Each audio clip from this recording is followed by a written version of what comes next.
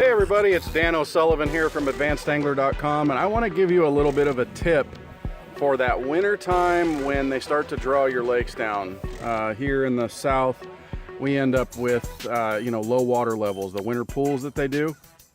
So the Humminbird here, I've got my Helix 10s, and I'm going to show you a little trick that will help you be able to set your graph in a way that you can see what's out here and know that the bank is further out than what you anticipated. It'll help you with your fishing, but it'll also help you with your driving on the water.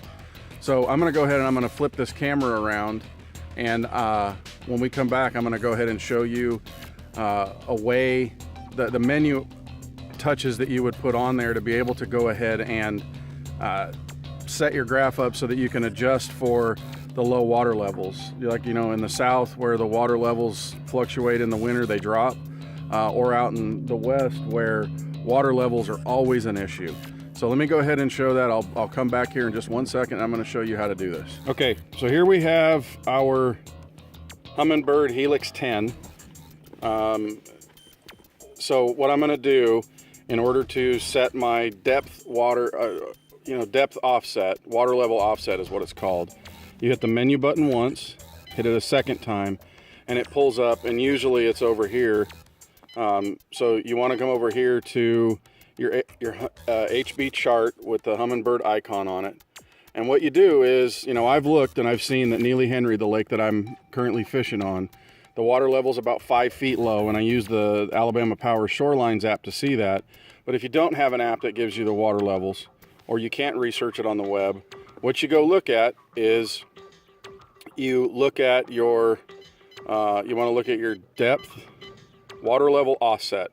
So right now it's set at 0 as if it was full pool. So I've put my boat on the bank using my power poles to anchor down, and I know exactly where my water levels are. You can see right here. And if you look on the bank, I'm a long way off of what the normal shoreline usually is. Normal shoreline is usually that kind of spot right up here. So, but you can see here on the screen on my Helix 10, there's my boat right there. I'm a little ways off the shoreline, the usual shoreline. So if I hit that menu button twice and I pull it on HB chart and I go to the water level offset and I subtract 5 foot and then exit. Now that water level, see right where I'm at right here, it pulled the bank in, and you can see that. So now it's put everything, and I've got my shallow water highlight set at 5 feet. So anywhere on the lake now that is 5 feet or less, it's going to show me. So now when I'm driving, I know that stuff to red there is the bank. Now I can also menu twice, and I can put a depth highlight zone. And so say I'm fishing in 10 feet of water, which here on Neely Henry, that doesn't happen super often. But I can now highlight areas of the lake that are 10 foot deep.